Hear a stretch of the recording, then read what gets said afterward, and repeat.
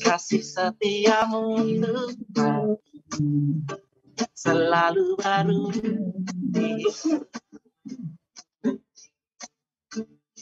Kurang Berganti hari tetap kulihat kasih-Mu tak pernah berubah. Tuhan Yesus baik, selamat baik untuk selama-lamanya. Tuhan Yesus baik, Tuhan Yesus baik, Tuhan Yesus baik, sungguh amat baik, selama-lamanya. Tuhan Yesus baik. Sekali lagi semangatnya. Tuhan Yesus baik. Amin. Amat baik. Yes. Untuk selama-lamanya. Tuhan Yesus baik. Kecaplah dan lihatlah betapa baiknya Tuhan itu. Rasakan orang kasih. Kecaplah dan lihatlah betapa baiknya Tuhan itu. Rasakan kasih setiap Tuhan. Kasih setiap Tuhan. Syukur bagimu. Syukur bagimu Tuhan. Segala hormat bagimu Tuhan. Allah yang mengasihi, Allah yang memelihara. Syukur bagimu Tuhan. Segala hormat bagimu Tuhan. Allah yang mengasihi, Allah yang memelihara selamanya. Haleluya. Katakan haleluya. Kecaplah. Kecaplah dan lihat betapa baiknya Tuhan itu. Rasakan nikmat kasih setiap Tuhan. Kecaplah dan lihat betapa baiknya Yesus itu.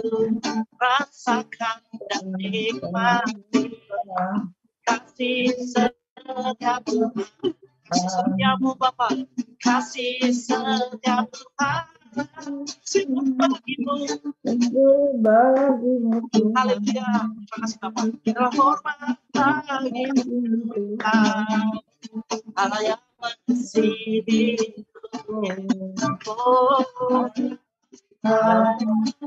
Syukur bagimu Yesus.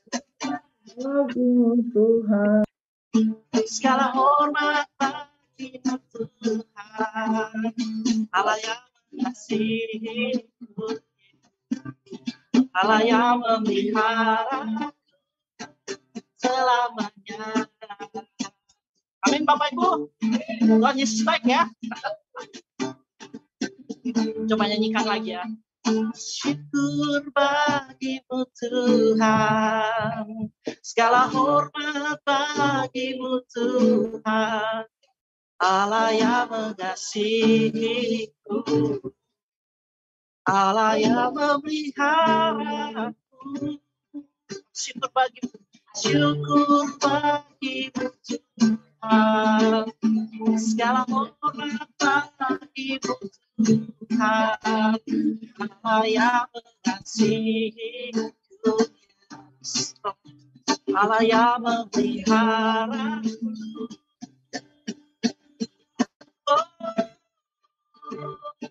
Syukur bagimu Yesus, syukur bagimu Tuhan.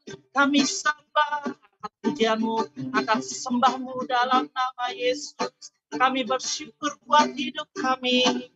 Kami mengucap syukur buat hari ini, Tuhan. Kau hadir di depanku, Engkau ada. Di belakangku Engkau ada, Yesus. Di sampingku Engkau ada, oh Yesus. Haleluya, mari sembah Dia.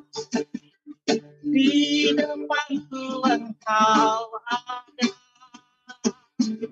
di belakangku Engkau ada,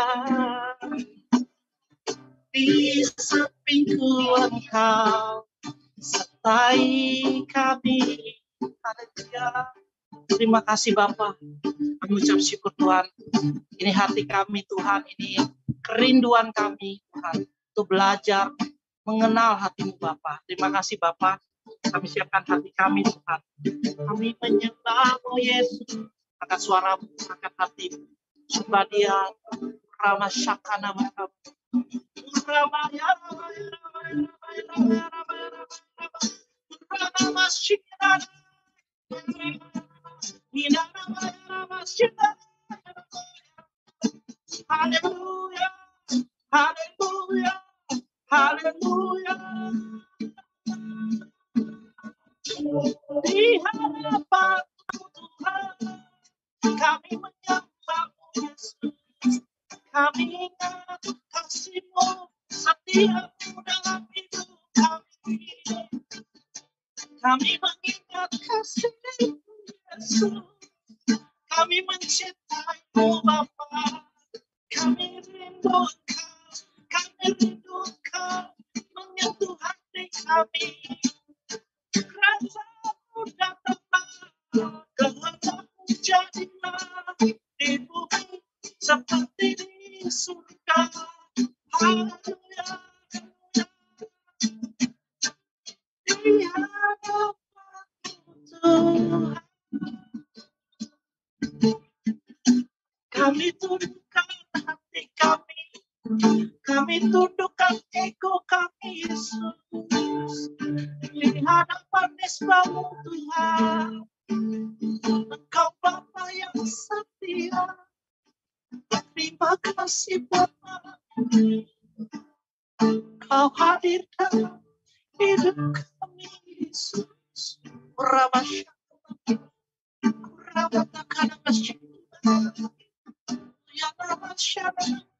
Nikmati hadirat Tuhan, yuk.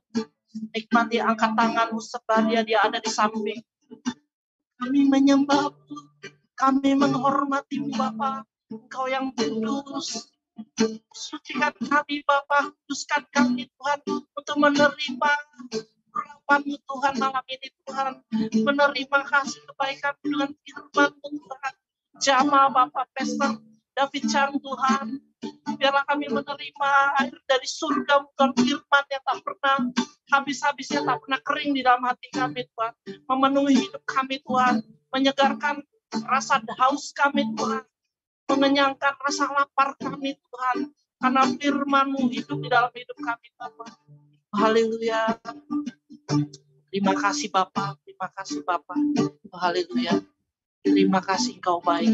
Terima kasih Tuhan Yesus. Silakan Pastor David Chang. Terima kasih Bro Ronald dan Pak Gembala Hizkia. Saya mulai. Oke. Terima kasih Tuhan Yesus. Kami hari ini berkumpul di dalam kelas ini untuk belajar lagi tentang Engkau Tuhan Yesus. Berilah kami hikmat agar kami dapat tumbuh bersama dalam pengenalan akan Engkau. Karena mengenal Engkau adalah hidup yang kekal. Tuhan Yesus, semoga berkat-Mu, urapan-Mu menjamah hati kami, pikiran, mulut, hati, dan segala organ hamba, agar firman yang hamba sampaikan memuaskanlah kami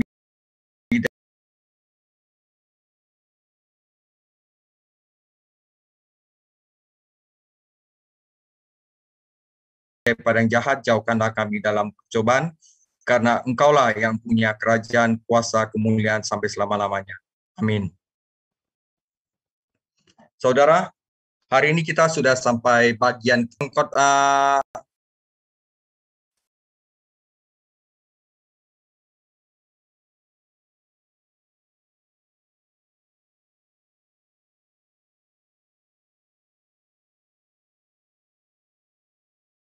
pasal yang terpendek dari pengkhotbah, cuma 12 pasal, tetapi isinya sangat berbobot.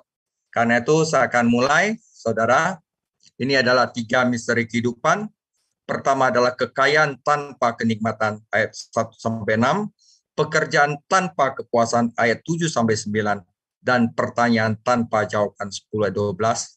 Bagian 7-8 juga mempunyai angka 3, tapi ini adalah 3 kontribusi hikmat dalam kehidupan, dan yang ke-8 adalah 3 fungsi hikmat dalam menghadapi kejahatan. Kita mulai pengkhotbah 6.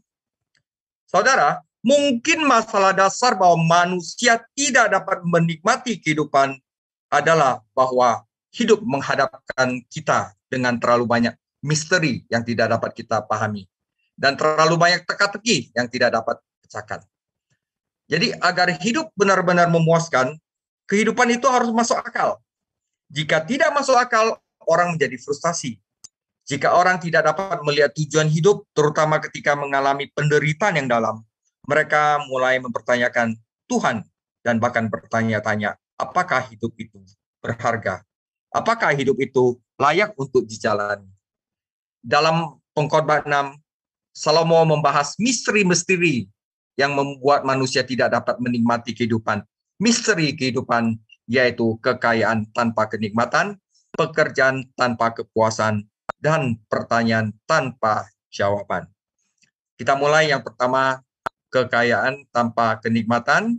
Kita baca firman-Nya dulu, pengkhotbah 6 ayat 1-6.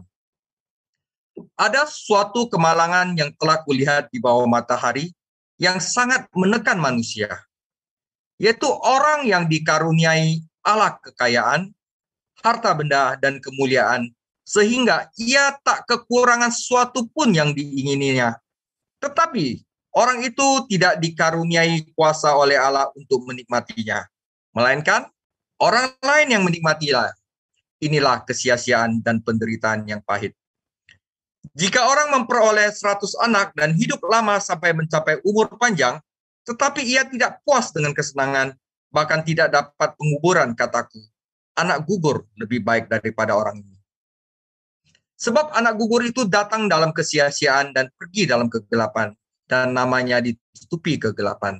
Lagi pula ia tidak melihat matahari dan tidak mengetahui apa-apa. Ia lebih tentram daripada orang tadi. Biarpun ia hidup 2 kali 1000 tahun, 2000 tahun, kalau ia tidak menikmati kesenangan, bukankah segala sesuatu menuju satu tempat? Ini bagian pertama, saudara. Misteri pertama adalah kekayaan tanpa kenikmatan. Orang punya duit tapi tidak happy, tidak dapat menikmati hidup. Nah, ini adalah penderitaan yang dalam, saudara. Betapa tragisnya memiliki semua sumber daya, uang, untuk kehidupan yang memuaskan, namun tidak dapat menikmatinya karena satu dan lain hal.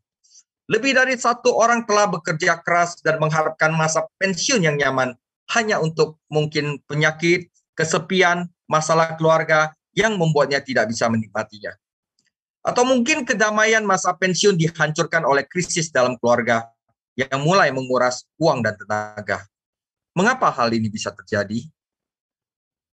Ini adalah prinsip dasar bahwa tidak ada yang benar-benar menikmati anugerah Tuhan selain dari Tuhan yang memberi anugerah. Menikmati pemberian tanpa pemberi adalah penyembahan berhala, dan itu tidak pernah bisa memuaskan hati manusia. Kenikmatan tanpa Tuhan adalah hiburan, dan itu tidak memuaskan. Tapi kenikmatan di dalam Tuhan membawa sukacita dan kepuasan sejati. Kenapa? Nanti di belakang, saudara, ya. Jadi ayat 2 mungkin menggambarkan suatu situasi hipotesis atau mungkin terjadi pada seseorang yang dikenal Salomo. Jadi fakta bahwa Tuhan memberi Salomo kekayaan, kemuliaan, kehormatan, membuat catatan itu semakin berarti baginya. Betapa beruntungnya seseorang jika tidak kekurangan apa-apa, tetapi betapa sengsaranya jika dia tidak dapat menikmati berkat hidup. Apa yang menghalangi dia tidak memiliki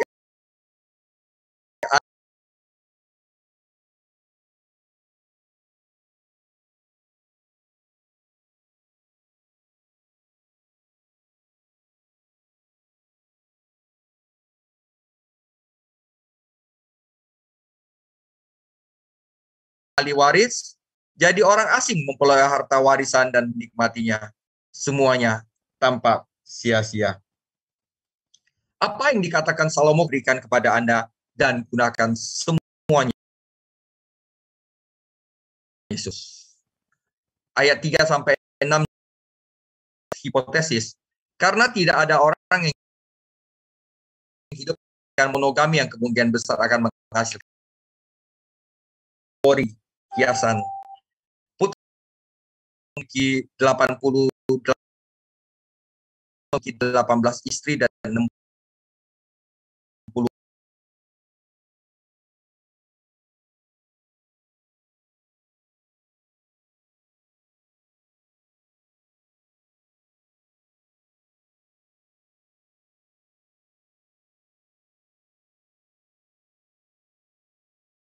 selir seperti ayahnya, seperti anaknya. Kalau tidak dihancurkan oleh Tuhan, mungkin putra Salomo, Rehabeam, punya anak mungkin lebih dari Salomo. Mungkin punya istri lebih dari Salomo. Mungkin lebih dari 1000. Daud mempunyai 7 istri dan beberapa gundik. Salomo mempunyai 1000 istri. Rehabeam, kalau misalnya kerajaannya tidak dipecahkan oleh Tuhan, mungkin bisa memiliki lebih banyak istri lagi daripada Salomo. Ya, pengkhotbah jelas melebih-lebihkan di sini untuk menjelaskan maksudnya. Melebih-lebihkan. Tidak peduli bagaimana caranya, tidak peduli berapa banyak yang Anda miliki. Jika Anda tidak memiliki kuasa untuk menikmatinya, anak yang tidak pernah dilahirkan lebih baik dari Anda. Maksudnya gini, tidak peduli Anda memiliki umur selama 2000 tahun, tidak peduli Anda memiliki 1000 anak, tetapi jika Anda tidak bisa menikmati hidup, maka anak yang tidak pernah dilahirkan lebih baik daripada Anda.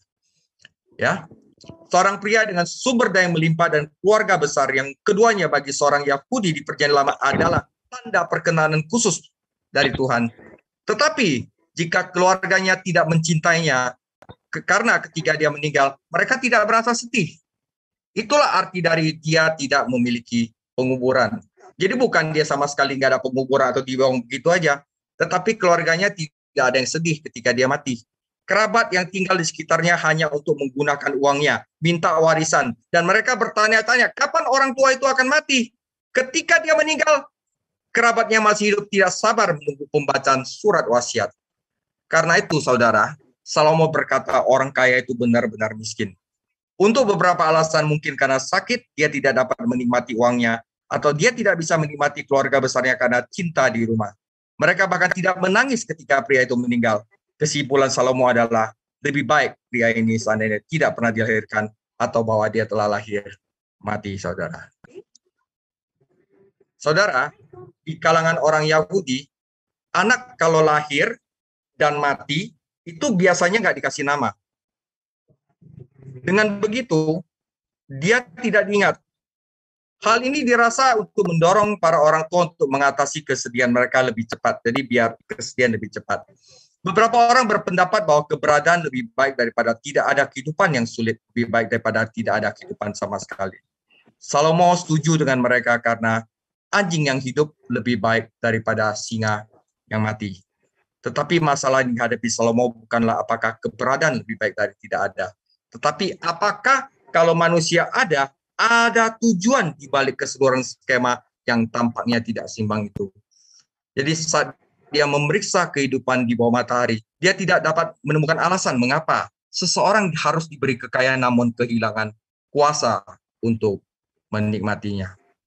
Nah, saudara, untuk kekayaan tanpa kenikmatan, solusinya sebenarnya bukan dari luar, tetapi kemampuan untuk menikmati hidup itu berasal dari dalam, saudara. bukan dari luar. Apakah dia dapat banyak uang, apakah dia dapat banyak penghormatan, apakah dia dapat banyak kerabat. Kemampuan untuk menikmati hidup itu berasal dari dalam. Ingat baik-baik saudara, dari dalam. Ini masalah karakter, bukan masalah keadaan. Seperti yang Paulus katakan, kukatakan ini bukanlah kekurangan, sebab aku telah belajar mencukupkan diri dalam segala keadaan.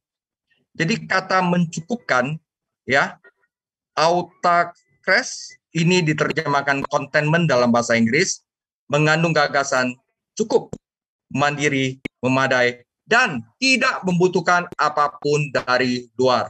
Artinya dia tidak butuh apalagi dari luar jika dia telah ada Yesus Kristus di dalamnya. Makanya waktu di Mazmur 23, Daud berani berkata, Tuhan adalah gembalaku, saya nggak butuh apa-apa lagi. Takkan kekurangan aku. Jadi sebenarnya kalau Anda memiliki Kristus, Anda memiliki segalanya. Karena kemampuan untuk menikmati hidup berasal dari dalam. Jadi Paulus membawa semua sumber yang dibutuhkan untuk menghadapi kehidupan dengan berani dan mengatasi kesulitan. Karena segala perkara dapat kutanggung di dalam Yesus Kristus yang memberi kekuatan padaku. Filipi 4 ayat 13. Laki-laki berusia 2000 tahun dan bayi yang lahir mati berakhir di tempat yang sama. Kuburan, saudara. Sekali lagi, Salomo menghadapkan para pendengarnya dengan kepastian kematian dan kesia-siaan hidup tanpa Tuhan. Dia sedang mempersiapkan mereka untuk kesimpulan dari masalah ini ketika dia akan mengakhiri khotbah dan mendorong mereka untuk percaya kepada Tuhan. Jadi nanti kesimpulan dari pengkhotbah akan ada di pengkhotbah 11 dan 12 yang akan mendorong seluruh dari kita untuk percaya kepada Tuhan Yesus. Kesimpulannya ada di 11-12. Nah, nanti di ayat ini sampai 6, 7, 8, ayat 9 akan berbicara tentang, ayat 9 akan berbicara tentang kematian, ayat 10 akan berbicara tentang kebodohan. Dan 11, 12 akan ditutup oleh Salomo untuk mendorong pembacanya untuk hidup, untuk percaya kepada Tuhan Yesus. Itu adalah misteri pertama, kekayaan tanpa kenikmatan, di mana solusinya kemampuan untuk menikmati hidup berasal dari dalam.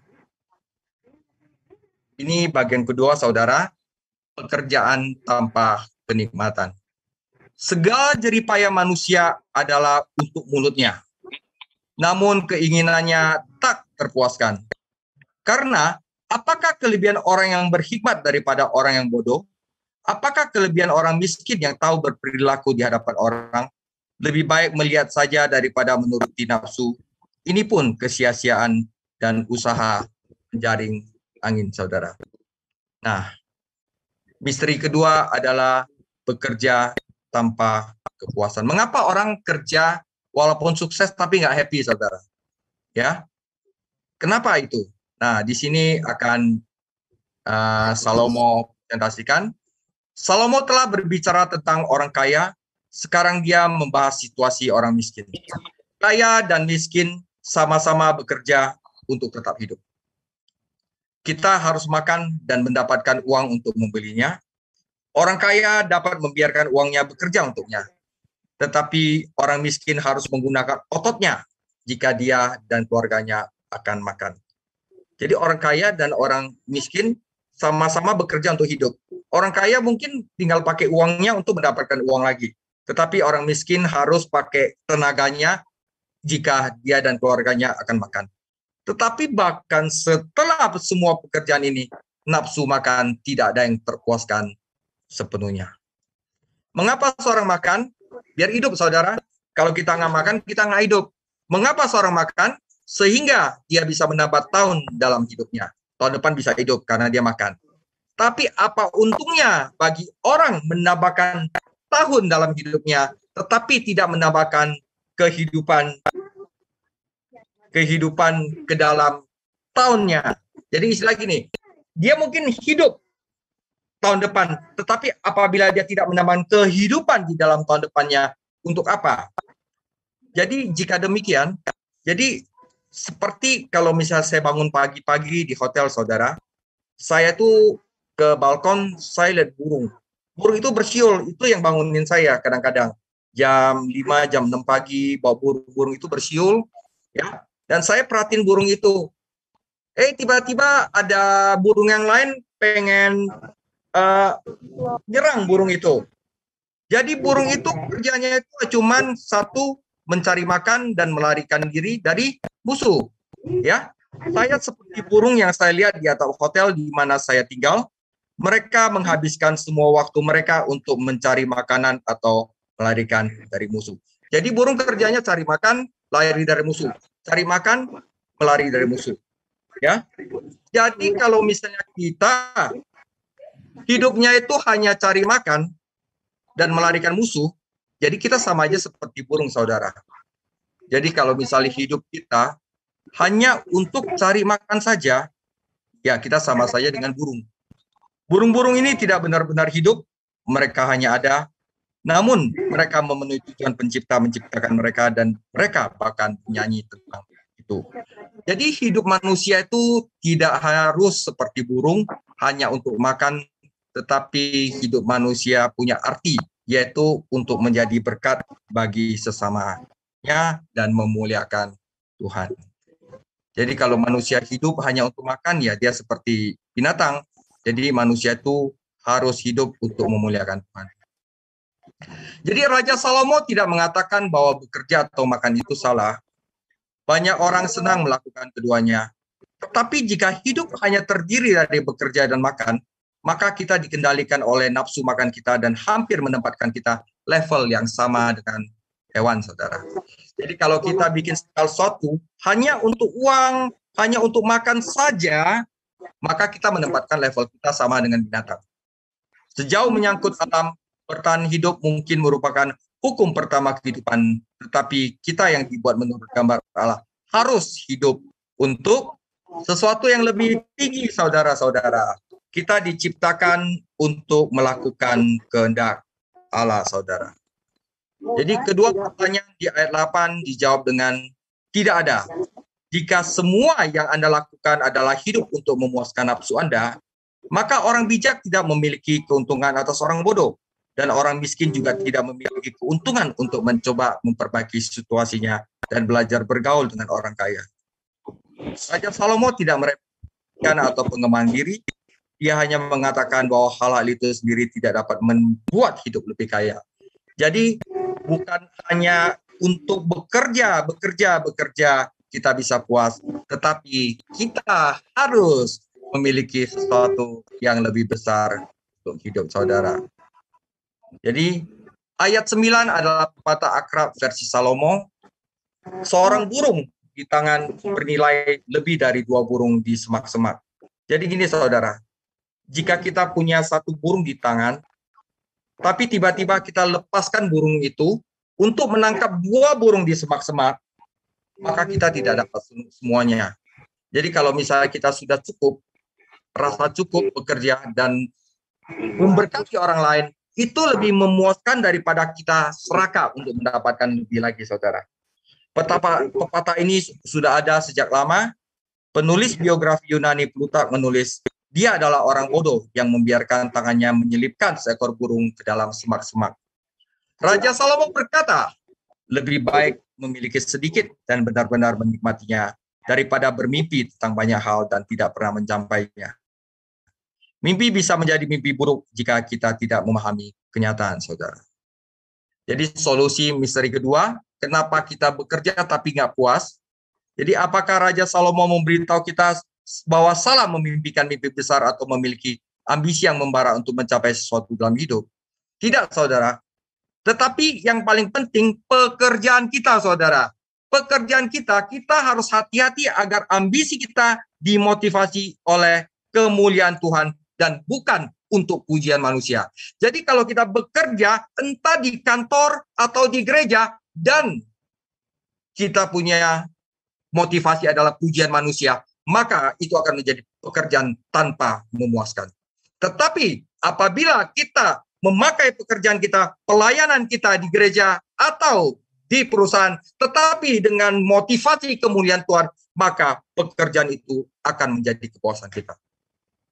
Jadi kita harus mau melayani orang lain dan tidak mempromosikan diri kita sendiri. Kalau kita mengira prestasi kita otomatis akan membawa kepuasan, salah, bukan prestasi. Tetapi saudara, ingat baik-baik, kepuasan sejati datang ketika kita melakukan kehendak Tuhan dari hati yang tulus. Makananku, kata Yesus, adalah melakukan kehendak Dia yang mengutus aku untuk menyelesaikan pekerjaannya. Yohanes 4 ayat 34. Jadi saudara, misteri pertama kekayaan tanpa kenikmatan itu dikarenakan kita tidak mempunyai rasa cukup dan rasa syukur dan tidak ingat pemberinya. Dan untuk misteri kedua kekayaan tanpa kepuasan itu karena kita melakukan pekerjaan kita, motivasinya untuk pujian manusia, untuk mempromosikan diri sendiri. Maka itu tidak akan membawa kepuasan.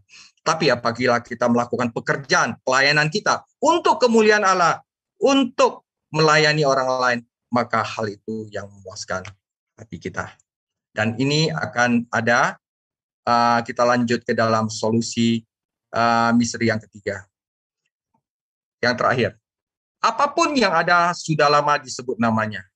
Dan sudah diketahui siapa manusia, yaitu bahwa ia tidak dapat mengadakan perkara dengan yang lebih kuat daripadanya. Karena makin banyak kata-kata, makin banyak kesia-siaan. Apakah faedahnya untuk manusia? Karena siapakah yang mengetahui apa yang baik bagi manusia sepanjang waktu yang pendek dari hidupnya sia-sia yang ditempuhnya seperti bayangan? Siapakah yang dapat mengatakan kepada manusia apa yang terjadi di bawah matahari sesudah dia?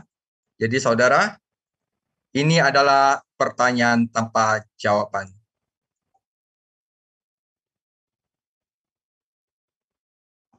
Sejauh ini, Salomo telah mengatakan bahwa hidup adalah jalan buntu bagi dua jenis orang, mereka yang kaya tetapi tidak dapat menikmati, dan mereka yang bekerja tetapi tidak memiliki kepuasan. Tetapi dia mencoba untuk menunjukkan bahwa kebahagiaan sejati bukan hasil otomatis dan mencari nafkah. Itu adalah produk sampingan dan membuat hidup yang baik. Jika Anda mengabadikan hidup Anda hanya untuk mengejar kebahagiaan, maka Anda akan sengsara. Namun jika Anda mengabdikan hidup Anda untuk melakukan kehendak Tuhan, maka Anda akan mendapatkan kebahagiaan. Nah, di sini saudara, pertanyaan tanpa jawaban itu ada 5 di sini dan Salomo akan bantu menjawab.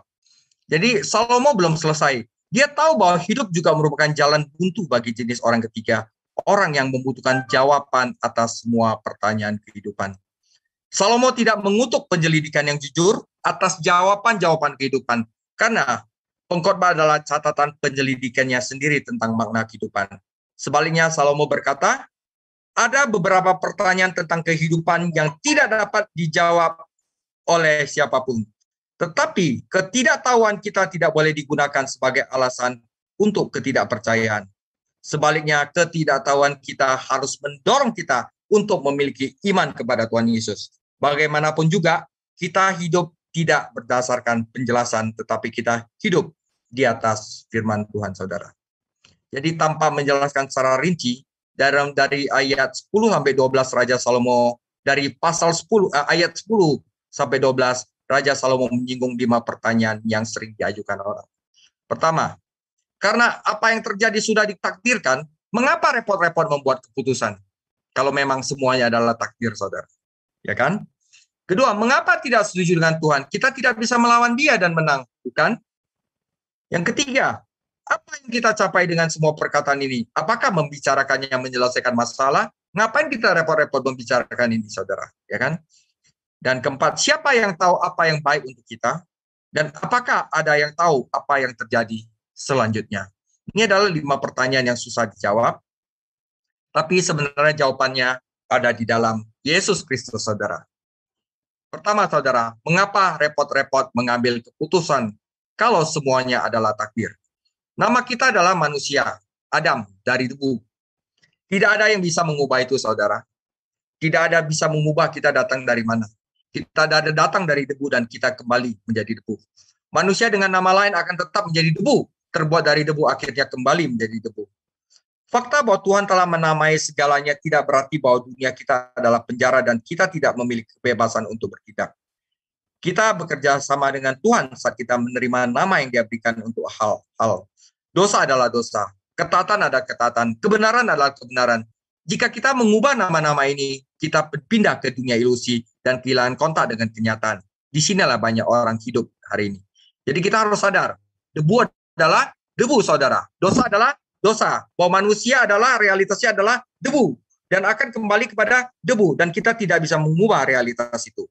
Nah, karena itu, kita bebas untuk memutuskan dan memilih dunia kita. Kita mau tinggal di dunia ilusi atau tinggal di dunia realitas.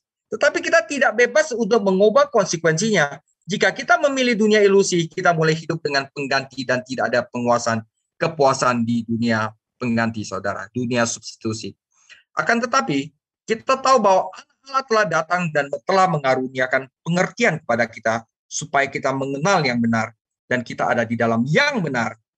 Dan di dalam anaknya Yesus Kristus, dialah Allah yang benar dan hidup yang kekal. Anda tidak percaya, Anda juga tidak bisa mengubah bahwa Yesus Kristus adalah Allah yang benar. Itu adalah realitas, saudara. Inilah hidup yang kekal, yaitu bahwa mereka mengenal Engkau satu-satunya Allah yang benar dan mengenal Yesus Kristus yang telah Engkau utus. Anda tidak mau berpikiran begitu. Ini adalah realitas bahwa Yesus Kristus adalah satu-satunya Allah yang benar dan bahwa keselamatan hanya ada di dalam Dia dan Anda tidak bisa mengubah itu. Dan realitas bahwa Anda adalah debu, kembali kepada debu. Tanpa Tuhan Yesus ada di dalamnya, Anda mengalami kematian. Itu adalah realitas. Kita nggak usah tinggal di dunia ilusi, saudara. Nah, mengapa berdebat dengan Tuhan? Raja Salomo seperti yang berkata tidak ada gunanya berdebat dengan Tuhan atau melawan Tuhan. Inilah cara hidup. Jadi terima saja dan biarkan Tuhan mendapatkan jalannya. Anda tidak bisa menang, bahkan jika Anda pikir Anda menang, pada akhirnya Anda kalah. Tapi itulah pandangan negatif tentang kehendak Tuhan. Kehendak Tuhan itu bukan pasrah seperti ini, saudara. Ini memberi kesan bahwa kehendak Tuhan adalah hal yang sulit, yang menyakitkan, yang harus dihindari dengan segala cara. Tetapi Yesus Kristus berkata bahwa kehendak Bapa adalah makananku dan itu memuaskan Dia. Kehendak Tuhan berasal dari hati Tuhan dan merupakan ekspresi dari kasih Tuhan. Apa yang dikehendaki Tuhan bagi kita adalah yang terbaik bagi kita. Jadi kita nggak boleh aja pasrah, udahlah Tuhan mau hidup kita begini, kita terima aja. Itu adalah perspektif negatif. Tetapi perspektif positif adalah kita yakin bahwa apa yang dikehendaki Tuhan Yesus bagi kita adalah yang terbaik bagi kita. Karena Dia tahu lebih banyak tentang kita daripada kita sendiri, saudara. Oke, yang kedua. Mengapa ada orang ingin memiliki jalannya sendiri hanya untuk hak istimewa untuk memiliki kebebasan? Berkeras untuk melakukan dengan cara kita sendiri bukanlah kebebasan sama sekali. Saudara, kita kalau mau berjalan dengan pikiran sendiri, dengan kita punya kebebasan sendiri, itu adalah jenis perbudakan terburuk, saudara. Penghakiman paling mengerikan yang bisa kita alami dalam hidup ini adalah meminta Tuhan menyerahkan kepada pikiran kita sendiri dan membiarkan kita memilih cara kita sendiri. Anda dan saya mungkin tidak mengerti caranya bagaimana Tuhan menjalankan kebebasannya. Tetapi kita tidak perlu mengetahui semuanya.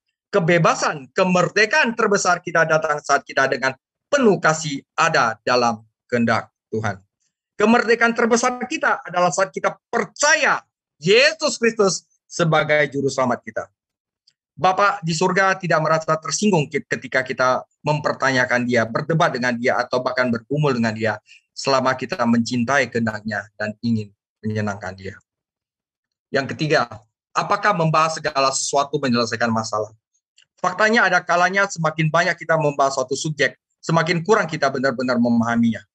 Kata-kata tidak selalu membawa terang, terkadang mereka menghasilkan awan bahkan kegelapan. Semakin banyak kata-kata, semakin banyak artinya. Tetapi disinilah kita membutuhkan firman Tuhan dan hikmat yang hanya Dia berikan kepada kita, saudara. Jika ada beberapa pembahasan tanpa tidak berguna, kalau kita bahas sesuatu kayaknya hanya untuk nyakitin orang, hanya untuk membuat kita pecah belah, saudara, mending kita tidak usah bicara, saudara. Jika beberapa pembahasan tanpa tidak berguna dan menghasilkan kesia-siaan, ada saat-saat lain ketika ada saat-saat lain ketika percakapan kita membawa kita lebih dekat dengan kebenaran dan Tuhan. Jadi lebih baik percakapan tidak berguna, tidak perlu diucapkan sama sekali. Siapa yang tahu bahwa apa yang baik untuk kita? Tuhan tahu dan sangat tahu, karena orang bijak adalah orang yang meluangkan waktu untuk mendengar apa yang Tuhan katakan. Jadi orang bijak adalah orang yang belajar firman Tuhan.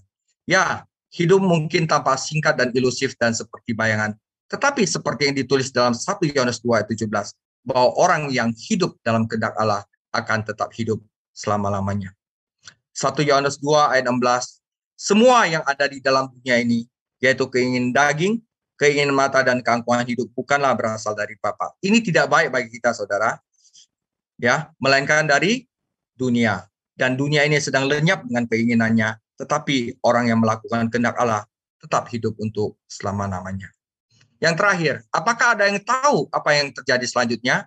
Jadi terlepas apa yang diklaim oleh para astrolog, nabi, peramal, tidak ada yang tahu masa depan kecuali Tuhan Allah Bapa. Sia-sia untuk berspekulasi. Tuhan telah memberi kita informasi yang cukup untuk menyemangati kita. Dia tidak melayani keingintahuan yang sia-sia.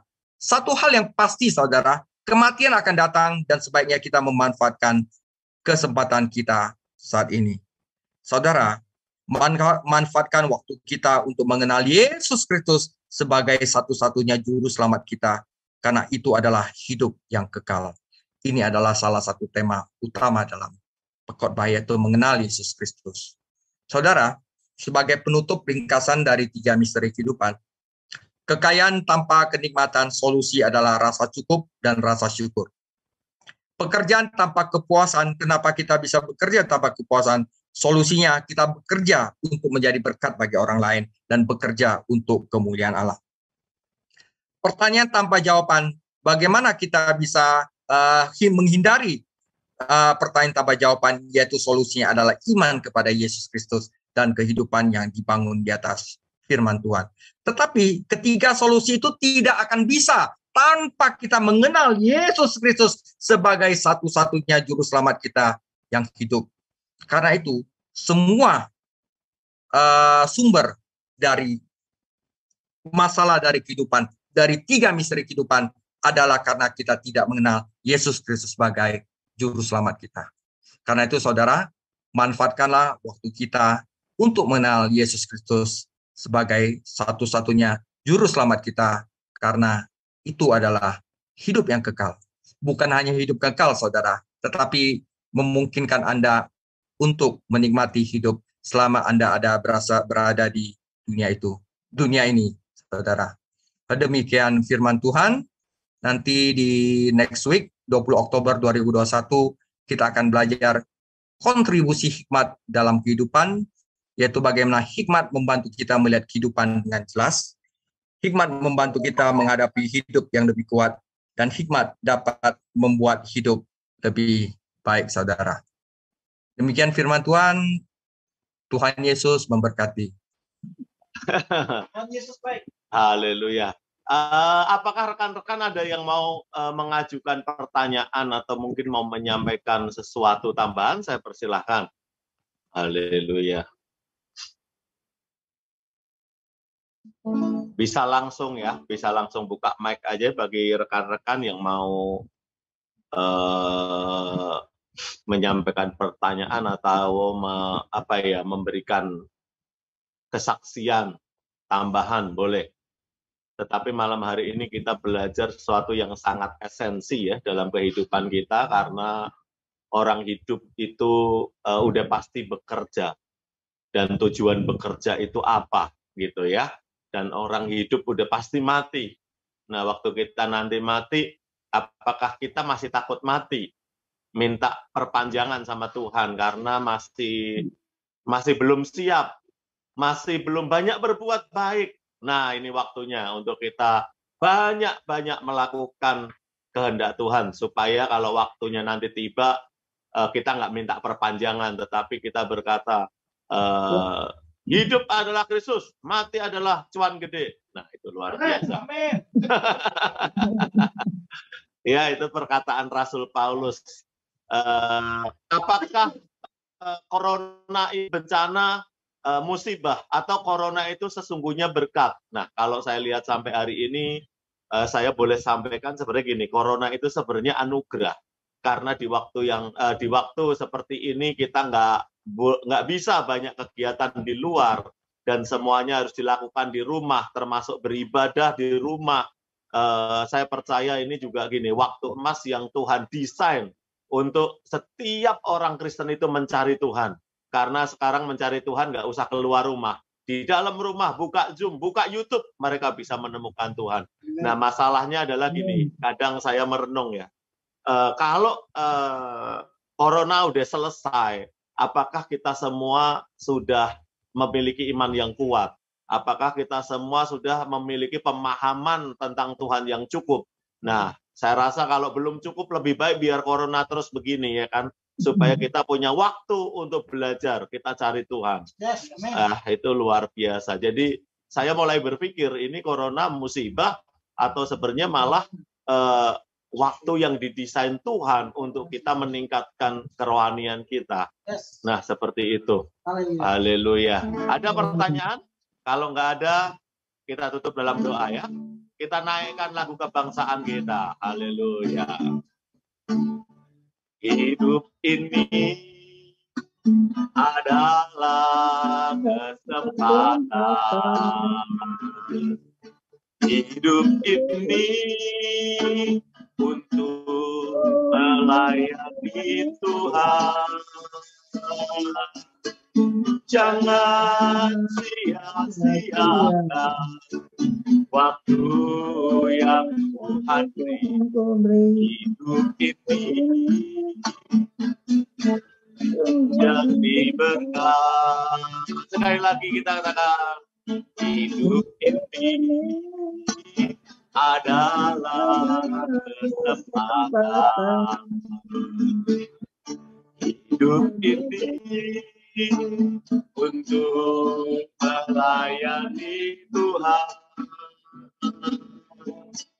Jangan sia-siakan waktu yang Tuhan beri.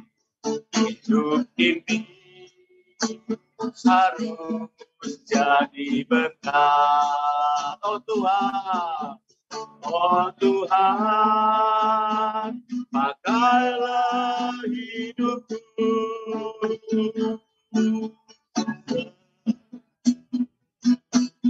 Aku masih kuat. Tiba saatnya nanti ku tak berdaya lagi. Hidup ini sudah jadi berkat. Oh Tuhan, oh Tuhan, pakailah hidupku.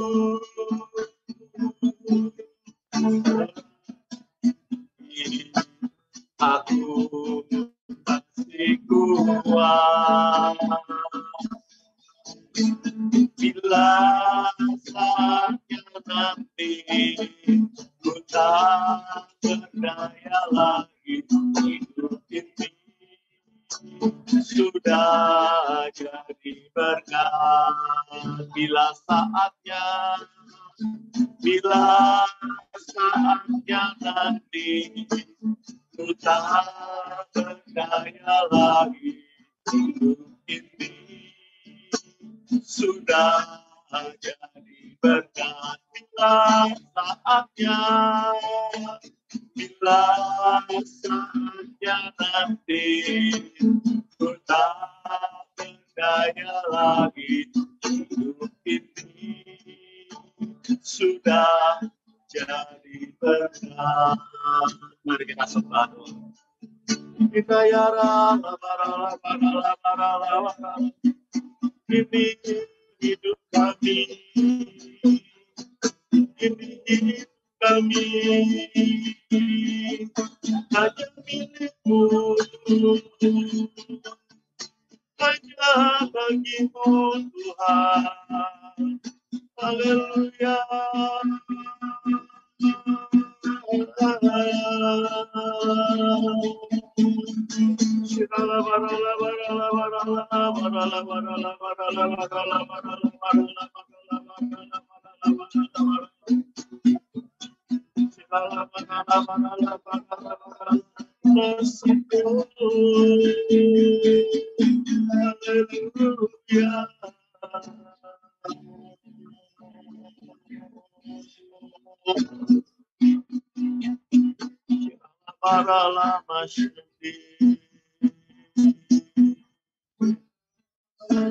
Bapa, biar malam hari ini Kau menjamah setiap kami, setiap hati kami, untuk kami boleh memiliki hati pikiran yang bijaksana.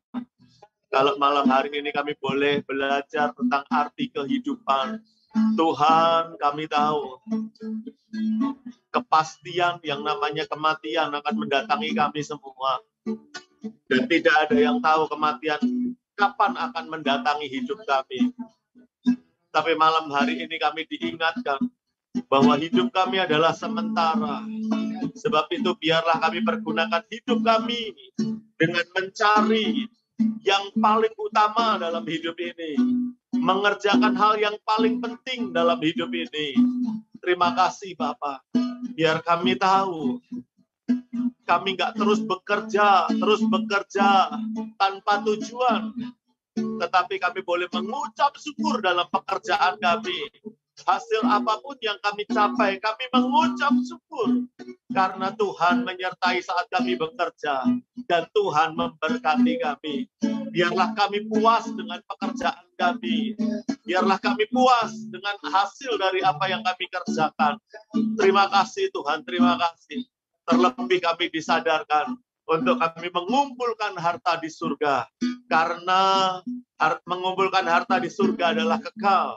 Sedangkan mengumpulkan harta di bumi adalah sementara. Lengat dan karat, pencuri dan perampok akan mengambilnya. Terima kasih Tuhan, terima kasih. Terima kasih Tuhan, terima kasih. Engkau menerjemahkan kepada setiap kami pribadi lepas pribadi dengan bahasa yang kami mengerti malam hari ini. Kuatkan setiap lutut, kuatkan setiap hati. Tuhan jamah setiap kami malam hari ini untuk kami bisa mengucap syukur terus dalam segala hal. Terima kasih Tuhan, juga kami berdoa untuk Pastor David Chang yang telah memberkati kami semua, mengajar kami semua malam hari ini. Tuhan, memberkati Tuhan hamba-Mu ini, berkati dengan kekuatan dan kesehatan yang sempurna, perlindungan-Mu sempurna atas hamba-Mu ini, keluarganya, istri, anak-anaknya, Tuhan berkati berlimpah-limpah.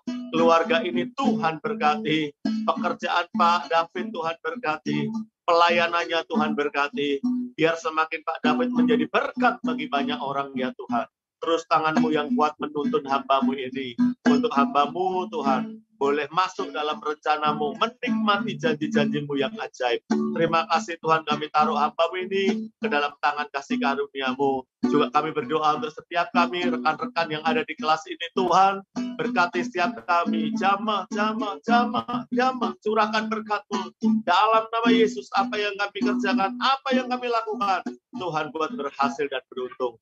Dan kalau sebentar ya Bapak, kami mau akhiri kelas ini, mari Engkau curahkan berkat yang terbaik atas setiap kami. Mari rekan-rekan kita naikkan pujian ini.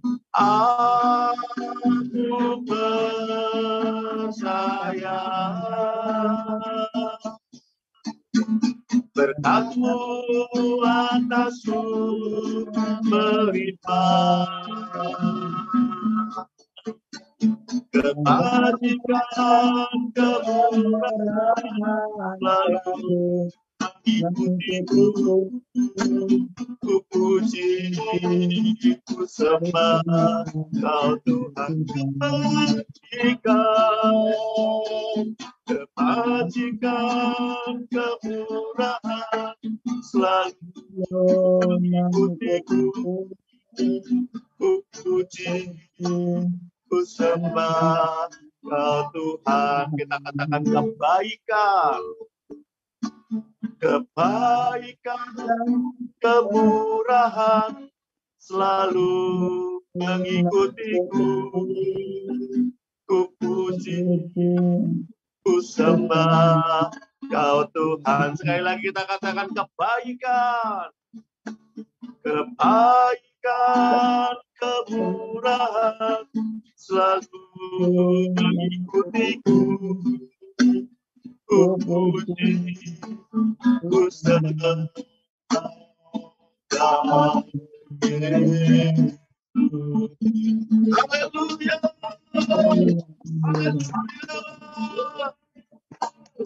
Mari Bapak Ibu Saudara semua angkat kedua tanganmu dapat Tuhan. Kekasih-kekasih Kristus, kita akhiri kul kita malam hari ini. Terimalah berkat yang berlimpah-limpah, kemenangan demi kemenangan daripada Allah Bapa.